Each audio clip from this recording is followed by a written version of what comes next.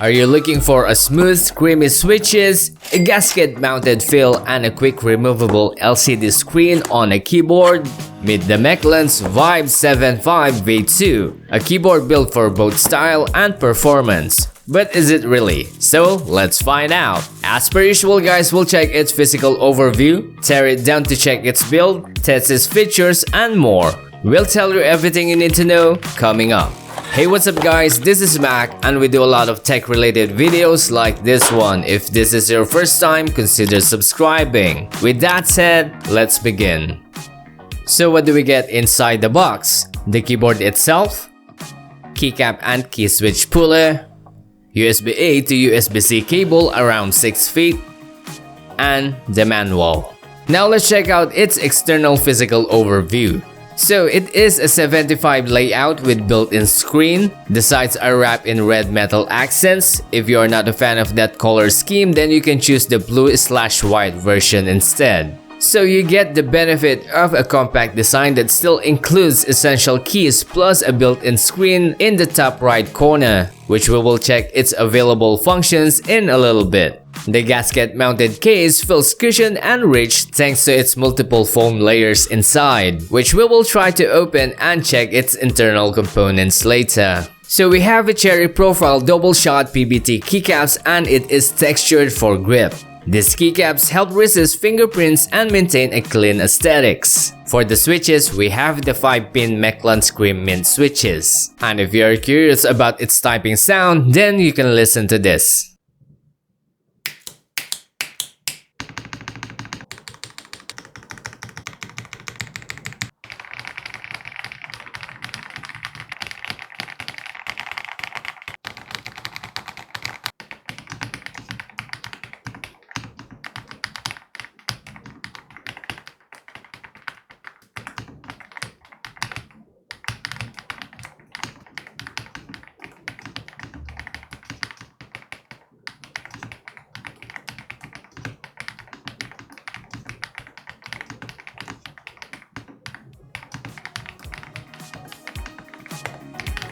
Around the back, there is a USB-C input and a switch for the wired, 2.4 GHz and Bluetooth. We also have a switch for 2 different operating systems as well. You can also tweak the typing angle using the dual-stage keyboard riser, and it stays firm thanks to these rubber pads. And also in the left keyboard riser, there is a 2.4 GHz dongle compartment to keep the dongle safe. There is also a metal part underneath with its name and info engraved in it. And lastly, here are the exact dimensions. So just pause the video if you want to take a closer look.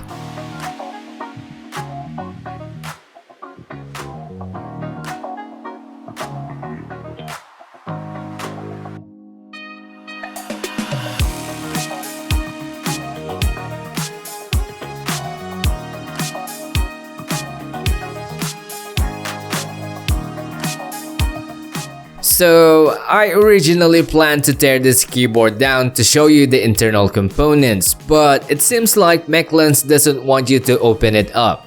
After doing some research, I found that the process is quite complicated and time-consuming. So I decided not to proceed. This is one of the things that I dislike about certain keyboards. Honestly, in 2025, there is no excuse for making a keyboard hard to open. Modding should always be easy. To all keyboard manufacturers, please stop making your keyboards a pain to open. Like it or not, foam layers wears out and batteries lose capacity over time, and we need an easy way to replace them.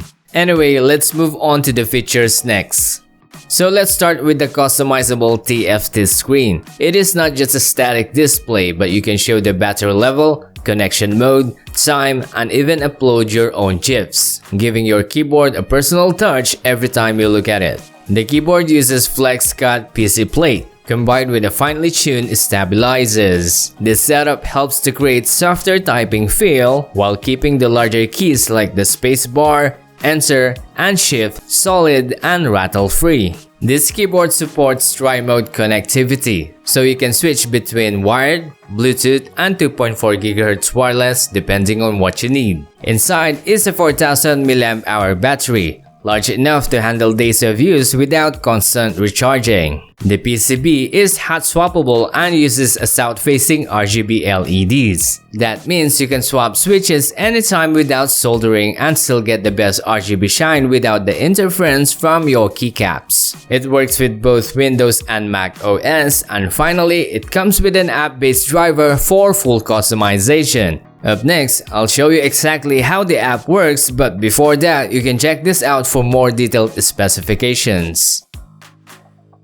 So this is their app-based driver and it looks straightforward and easy to use. And we only have 3 main sections and 9 buttons on the left side. This is the home button and we can just simply click our keyboard over here. Next is the keyboard button where we can program all the available keys and change their functions accordingly. We can have as many profiles as we want, but unfortunately there is no way to switch in between them.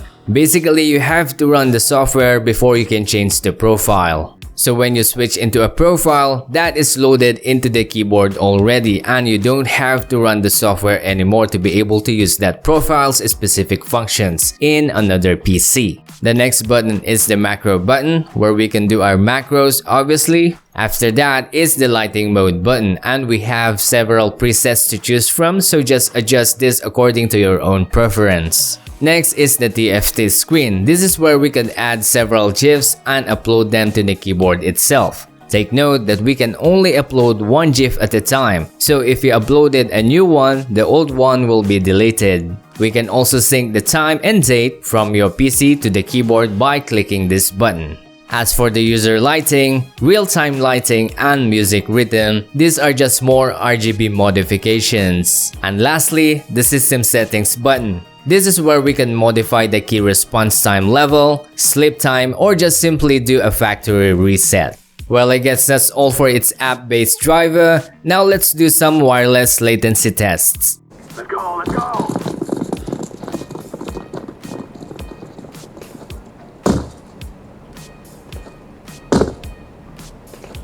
Let's throw help! I need help, just need help!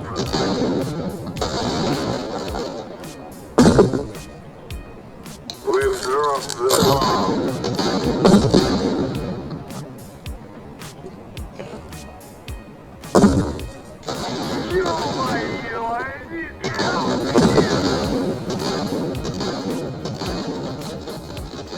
Alright, now that we have gone through everything, let's wrap this up and let's talk about the things that I like and don't like about this keyboard. Let's start with the downsides first. If you're someone who enjoys modding your keyboard, this one's going to test your patience. Opening it up is a total pain, so definitely not made with modders in mind. Another issue is the driver support. There is no web-based version. For its price, I'm already expecting a web-based driver that comes with it. So that's a pretty big letdown in 2025. Not only that, but the app-based driver only works when the keyboard is wired. So if you're using the 2.4 GHz wireless dongle, forget about customizing anything on the go. Well, other than these 3 things, everything else is okay.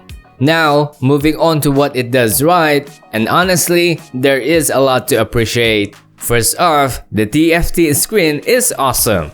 It completely replaces the need for a traditional indicator and makes real-time tweaks super easy. You can modify some of the settings on the fly without needing to dive into the software, which is actually a nice touch. Typing on this thing is also a treat. The key switches have this creamy, satisfying sound, and it's like a brain massage every time you press a key. And lastly, we can't ignore the battery life. It lasts way longer than what you'd expect, especially for a keyboard with the screen and full RGB.